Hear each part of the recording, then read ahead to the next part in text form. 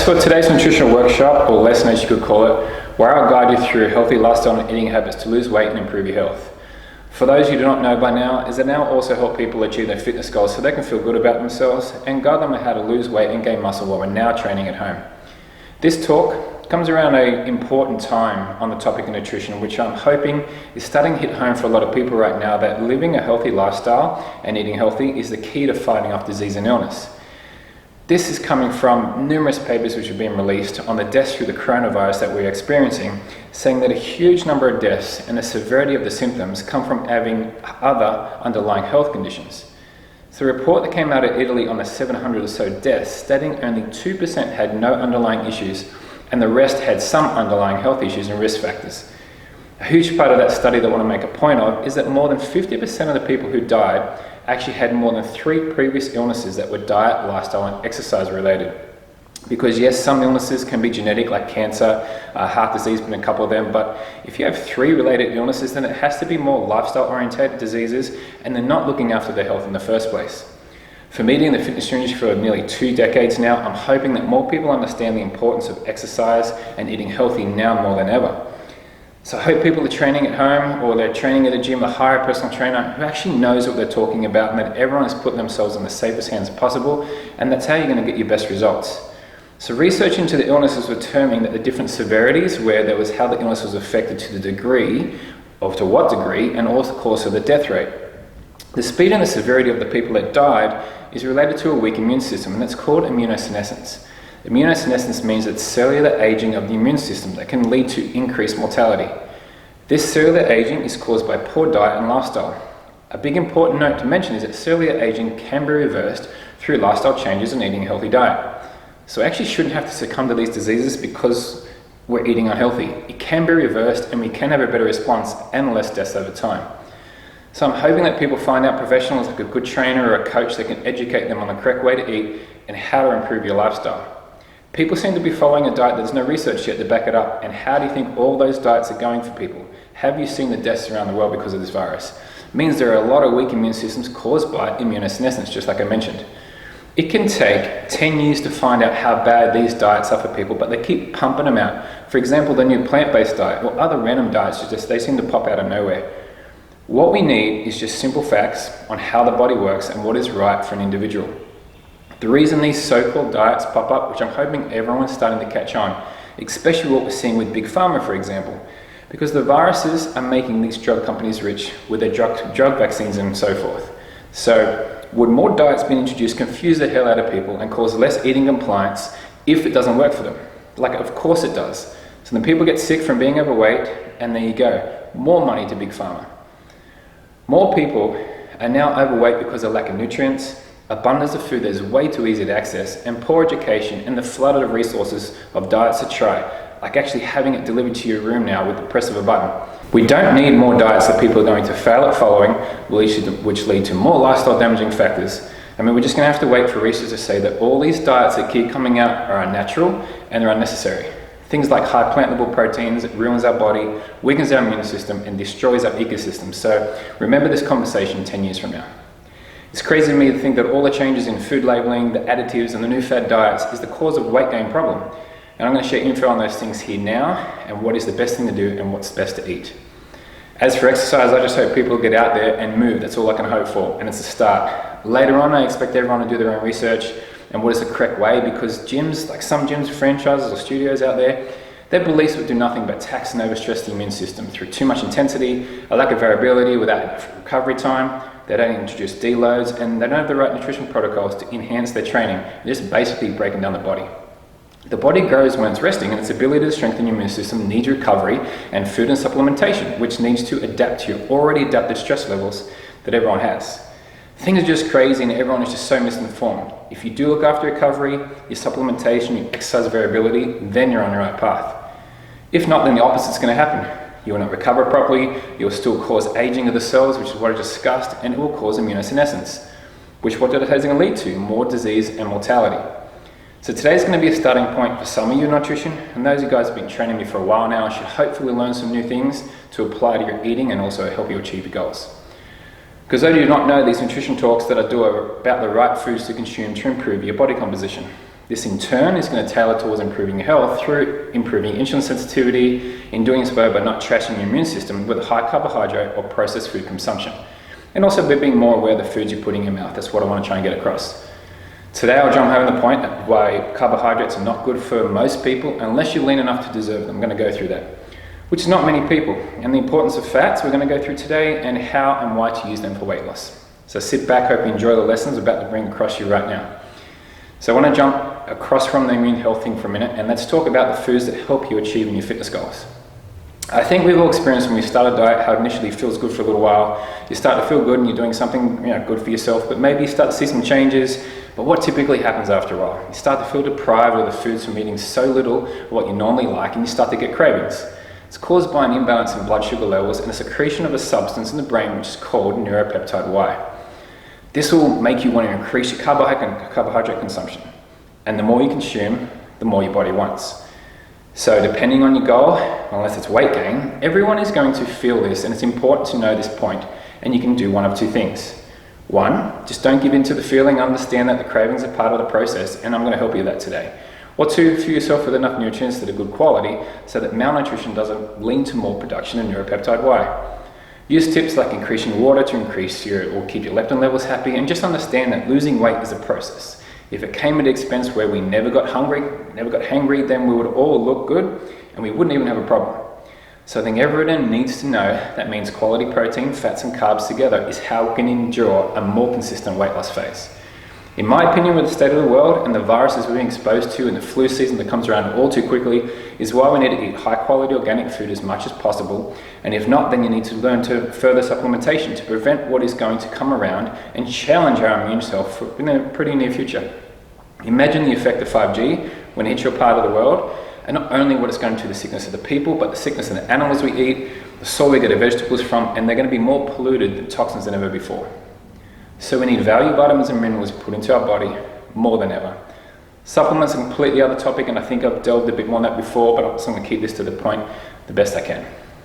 An important macronutrient I want to talk about today is carbohydrates. So many diets out there that preach their own difference towards the topic, from paleo to ketosis, and now the overpopulated plant-based diet, which consists of mostly carbohydrates. My opinion and my clinical research, meaning what I use in the gym and my business over the years, has always worked is understanding the psychological and physiological impact that carbohydrates can have on an individual. Can someone oxidize them based on their genetics, in terms of where their ancestors came from, to their now new damaged metabolism, whether it can be the wrong diet for their lifestyle, or are they doing the wrong exercise for the genetics? Damages to the insulin sensitivity from the overconsumption of carbohydrates is another one. Overconsumption leads to a worse immune system and therefore illness.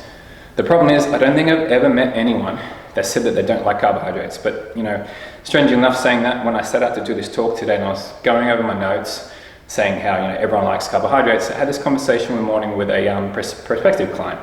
And we were just in the hallway, and she was saying how she's keto now because carbs make her feel crap, and all she wants to do is sleep after them. So she labeled herself as not liking carbs. It came at a funny time for me because I was planning this talk today about carbohydrates, and I've never met anyone that doesn't like them. So it was kind of ironic, which made me think that there's more people out there like her, because the reason that she feels this way, because what she doesn't understand, and I wasn't going to go into and prove a current personal trainer wrong like too early, is that of course she feels tired afterwards because she's most likely insulin resistant from carrying too much body fat. That leads you to not converting carbs and glycogen and using them as energy, and therefore feeling crap. I didn't want to delve into too much on how I'm going to challenge all that, and because all the misinformation that she's been given for such a long time, it's going to take me a while to fix, because all the new diets and crazes sometimes actually make my job harder. So people just need to understand the basics sometimes. So in saying that, apart from the one lady that I spoke to today, is that in terms of carbohydrates, for my typical client, psychologically it's going to be beneficial as a reward because they're liked and enjoyed. Physiologically though, they're not well tolerated by an individual who's holding on to too much body fat, like the lady I saw today. So chances are they're leaning towards insulin resistance, so they shouldn't be consuming carbohydrates because they're not using them we're not using them as the energy that they should be giving them the right way. So I've covered what insulin resistance is in the last presentation, so I'll just go ahead and say that what has worked for me is to limit carbohydrates until the person has earned them. Two ways they can earn them. One, by limiting them through the week, or two, limit them until they get lean enough that the insulin sensitivity has improved, and I actually recommend that people do both. Restricting carbohydrate intake to anywhere between 6 to 14 days and doing so until the person is way more insulin sensitive is the best way. That will usually, when you see a good drop in body fat or you get to an ideal body fat percentage where I think they deserve them. Eating in a calorie deficit by restricting carbohydrates can be detrimental long term to the body, so that's why I like to incorporate carbs, because they do have their value, and that's why an eating plan and lifestyle practice that I teach have more compliance and the results have more longevity as opposed to full keto or paleo restrictions. If you're just starting out on your weight loss journey and you're overweight, then I would suggest you're limiting your intake a little bit longer than someone who only has a few kilos to lose. In terms of weekly balances, you may be limiting to them to 12 to 14 days instead of the typical 6. So how long should you use carbohydrate restriction? Meaning, how do you know what is right for you? Typically, I believe if you're male over 12% body fat, then you're probably limiting your carbohydrate consumption until you get closer to 10%.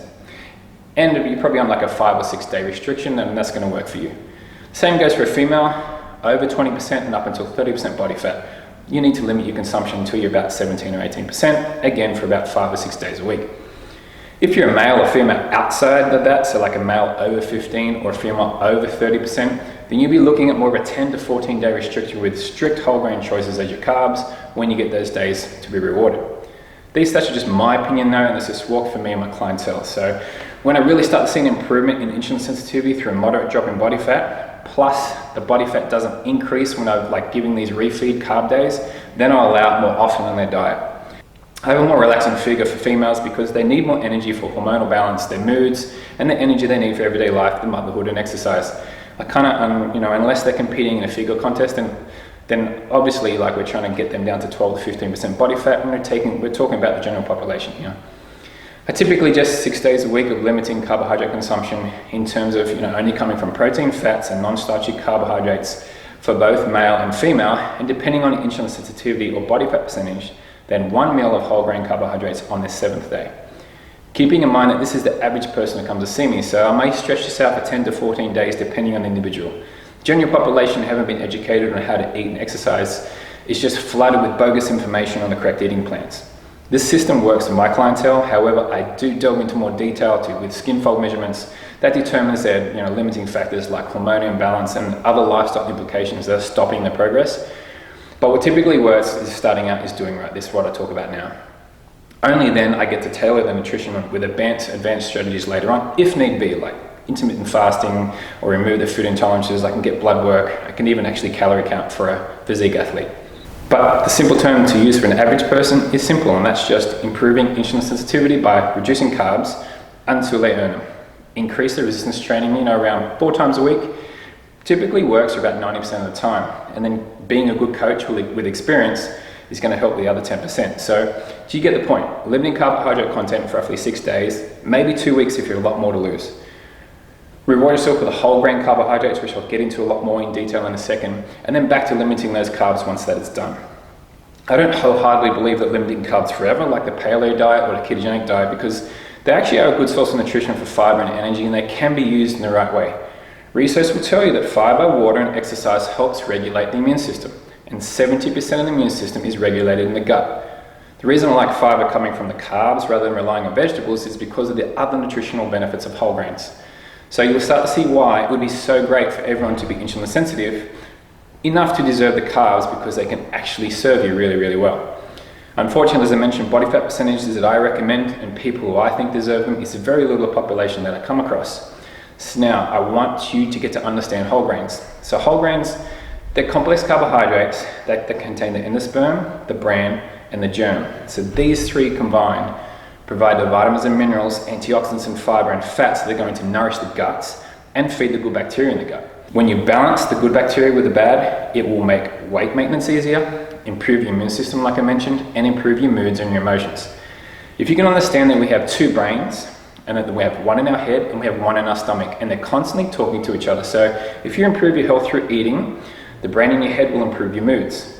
Then if you can help and improve your brain through exercise and stress reduction, that will improve the health of your gut, and it's going to create a good circle of overall wellness. So now in terms of whole grains, without confusing everyone too much on what they are, to help you, when you're looking at the packaging of the whole grains, there are 2 words that you need to be aware of. That are the words refined and the word enriched.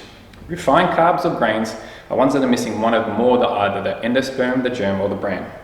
These foods are typically white, like white flour, white bread, white rice, and also degermed corn flour. Avoid these where possible because we want quality nutrition, remember, especially if we're already leading towards insulin resistance. At least the carbs that we do have need to be high quality to avoid other diet-related issues, and we don't want to have to tackle them as well. Remember, this meal is on your 7th day of eating healthy all week with no carbs. So you don't want to go and ruin everything in one day. It's going to ruin all your hard work. The other word to look out for is enriched. Try to avoid foods that say enriched, in my opinion, and you may be thinking why. The reason is, being back in the day when there seemed to be an obese epidemic across the world, in order for the governments to do their best to help people, well, they thought they were, it was their intention, hasn't really proven to be that way, because basically what they did was the governments put in place ways to enrich foods of high nutrients, mainly enhancing part of the whole grain, either the endosperm, the germ, or the bran. But you need to understand that now it has all been modified. The food is imbalanced and from its original state, which is not good for you for a variety of reasons. It makes them highly processed, and now they're usually filled with more fat, sugar, and sodium. So avoid those. And the way to do that is check the package of things that you might buy in forms of cereals, breads, bars, and things of that nature. Examples of what you can plan to eat for your carbohydrate meals are things like whole oats, such as steel-cut oats, unstabilized oats, rolled oats, and make sure to avoid instant oatmeal because there's no nutrients and it's highly processed. More options are whole wheat and whole grain rye, buckwheat, millet, whole barley, which are all cereal grains, so it's easily prepared. Another one, spelts, and a few other options are whole grain breads, brown rice, and my favorite is popcorn. You can easily find healthy whole grain and even organic popcorn when it's great tasting and it's a whole grain. But don't forget, I make sure I've earned my carbs. So me personally, I hover around 10% body fat, so I'm usually pretty insulin sensitive most of the year, and I make sure I'm weight training. I take my fish oil, my L-carnitine year round to stay in shape. So my insulin sensitivity is pretty good. So hopefully you get the idea on whole grains, and it's important then for your diet. With either a rewarding meal on day 7 or longer if you fall under categories I suggest, like over 30% body fat for example, or you're holding on to too much excess weight through inflammation, and also poor exercise or poor diet can make you a candidate. You guys will need personal attention and coaching, but generally you guys are around about the 10 to 14 days until you earn your carbs. One thing I've always pointed out towards these so-called cheat meals or refeed meals is they are for the psychological benefit from eating healthy all the time can be rewarding to some degree. It won't be rewarding after falling off strict diet if it's deprived you so much that you ate and woke up the next day fat and inflamed. So you see why a reward would be helpful for long-term results. If you've tried diets before, you may have stopped for your own personal reasons, and some say that it wasn't working and that they didn't see much change. Unfortunately, your body will go through heaps of ups and downs, so you'll need to wait things out. Your body's going to go through so many hormonal, digestion and fluid shifts that sometimes it just doesn't look all that flattering in the mirror. But over time, it will, so you need to be patient. You have to be thinking about the big picture in terms of your long-term goals and what is good for you mentally, like I mentioned in the video of the how to lose weight at home and briefly in the Q&A video that I did.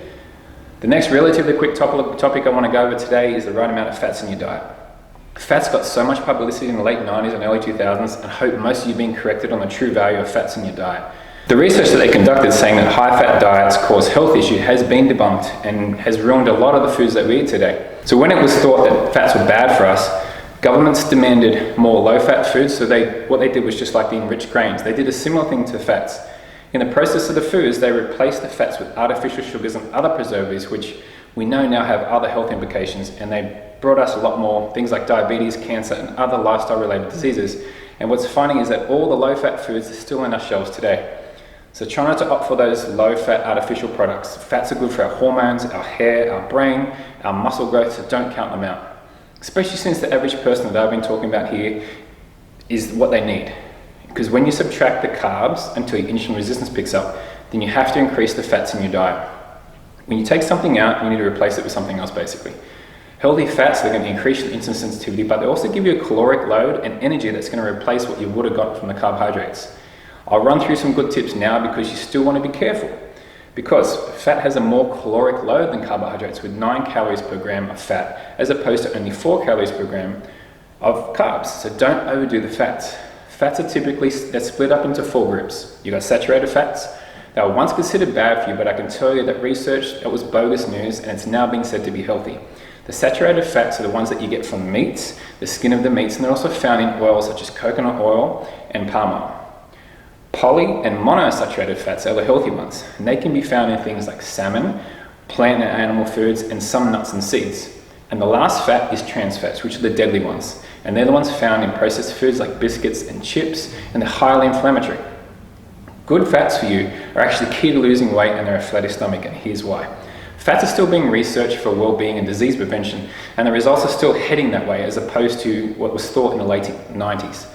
My goal here is to tell you how you can fat loss results with adding fats to your diet. And what I can say is, in a nutshell, if you can just remember these few things, then you can benefit from them. Improved insulin sensitivity has been proven to lead to a smaller waist circumference. That's a huge one to remember. That's the one I preach all the time. And that's what a typical client that I see wants from the results from training. They want a flatter stomach, or they want a six-pack, and that's common wants for people. So if you balance out the saturated and the poly and the monounsaturated fats, it's been proven to tighten the waistline. So I'm going to tell you how just to do that. So from my experience, which has gotten me great results personally, but also with my clients and competitors, is to cover all those bases in a few simple steps. I like to cook with avocado oil where possible because one, has a high heat threshold and won't turn rancid like other oils. Avocado oil has a high smoke point of around 270 degrees. And two, it's poly and monounsaturated fat with a little saturated fat, so it has a good balance. Trying to avoid cooking with olive oil is another one because of how it becomes rancid at high heat and on grocery shelves. So sometimes it's already crap by the time it gets to you, but you can definitely use it on the salads like I do. You want to sometimes cook in coconut oil for better tasting meals and a dose of saturated fats, and it will help you not overdo it. Drizzle cold pressed extra virgin olive oil on salads wherever possible, like I just said. You just don't want to cook with it. And of course, a high quality fish oil is going to balance out the bad ratio of the fats and help more so for better stomach flattening results. One last point, that is, the more good fats you eat, the more you become better at oxidizing fats as fuel, and you'll become a fat burning machine. Personally, I prefer getting my balance of fats from the oil that I cook for or use as dressing because you can control the caloric amount, which you can't really do with meat unless you sit there and you cut off the fat all day. So then you can improve your dose of healthy fats with a less caloric load using a good fish oil. And I think everyone has heard me talk to death on that. So I really hope all that started to make sense today. So that's my presentation for today. I hope it wasn't bombarding you guys with too much. I could really keep going, but I'm going to leave it there until next time, which then I'm hoping it will put all the pieces together for a long-lasting lifestyle choice. Remember, it's not really a diet, not really a strict diet anyway. It's a choice psychologically to go through the turmoils of losing a lot of weight and committing yourself for your future health and those around you. Thanks for listening, guys. Please pass this on to those of you who think it may help, and you'll hear from me soon.